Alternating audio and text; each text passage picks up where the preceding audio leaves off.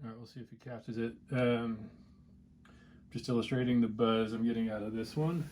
And then this is the replacement that just showed up yesterday afternoon. So let's hear if this picks it up. I've just got the same riff going through a ditto looper here. And I'll just flip back and forth.